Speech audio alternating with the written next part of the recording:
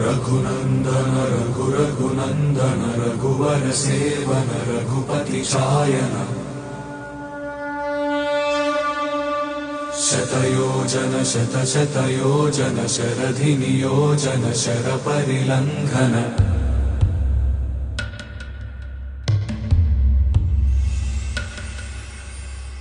रघुनंदन रघुनंदन रघुवर सेवन रघुपति चायन शतयोजन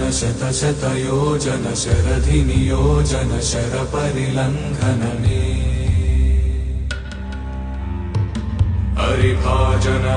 हरिभाजन हरिमद भाजन दशमुख कंपन